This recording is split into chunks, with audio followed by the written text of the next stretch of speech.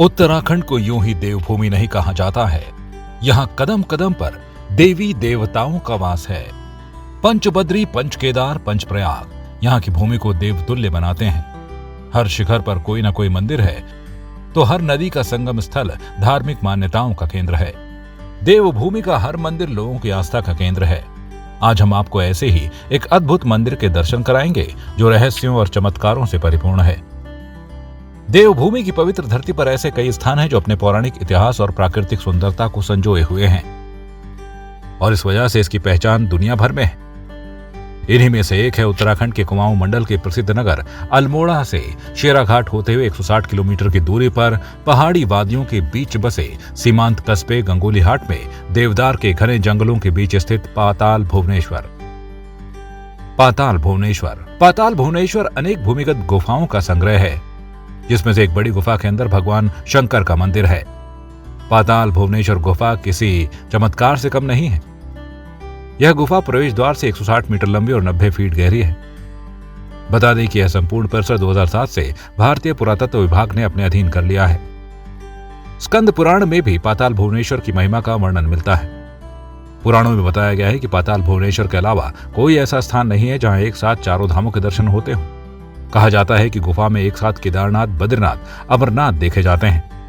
ये पवित्र और रहस्यमय गुफा अपने आप में सदियों का इतिहास समेटे हुए है।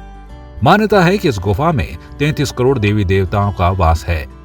पाताल भुवनेश्वर में ऐसी मान्यता है कि यहाँ सभी देवी देवता आकर भगवान शिव की आराधना करते हैं। गुफा के अंदर का नजारा बेहद ही अलग है। जो इस गुफा में जाता है वो बाहर की दुनिया को भूलकर उनके रहस्यों में खो जाता है।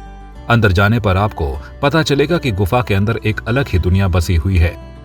संकरे रास्ते से होते हुए इस गुफा में प्रवेश किया जाता है। गुफा के अंदर जाने के लिए लोहे की जंजीरों का सहारा लेना पड़ता है। यह गुफा पत्थरों से बनी हुई है। इसकी दीवारों में पानी रिसता रहता है, जिसकी वजह से यहाँ जाने का रास्ता बेहद चिकना है।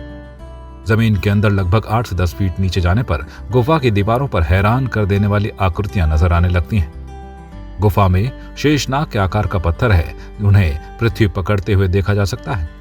इसके अलावा गुफा में भगवान गणेश की प्रतिमा भी स्थापित है। यहाँ मौजूद गणेश मूर्ति को आदि गणेश कहा जाता है।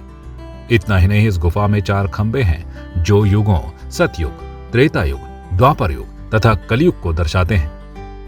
इनमें पहले 3 आकारों के खंभों में कोई परिवर्तन नहीं होता, लेकिन कलयुग का खंभा लंबाई में ज्यादा है।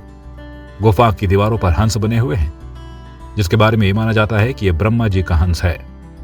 गुफा के अंदर एक हवन कुंड भी है। इस कुंड के बारे में कहा जाता है कि इसमें जन्मेजय ने नाग यज्ञ किया था, जिसमें सभी सांप जलकर भस्म हो गए थे। इतना ही नहीं, गुफा में 1000 पैर वाला हाथी भी बना हुआ है। इस गुफा की सबसे खास बात तो यह है कि यहाँ एक शिवलिंग है जो लगातार बढ़ रहा है। यहाँ शिवलिंग को लेकर यह मान्यता है कि जब ये शिवलिंग गुफा की छत को छू लेगा तब इस दुनिया का अंत हो जाएगा। ऐसा कहा जाता है कि त्रेता युग में राजा ऋतुपर्णा ने इस गुफा की खोज की थी, जिसके बाद उन्हें यहाँ नागों के राजा अधिशेष मिले थे। कहा जाता है कि इंसान द्वारा इस मंदिर की खोज करने वाले राजा ऋतुपर्णा पहले व्यक्ति थे। वहीं द्वापर युग में पांडवों ने इस गुफा को वापस ढूंढ लिया था और यहाँ रहकर भगवान शिव की पूजा करते थे।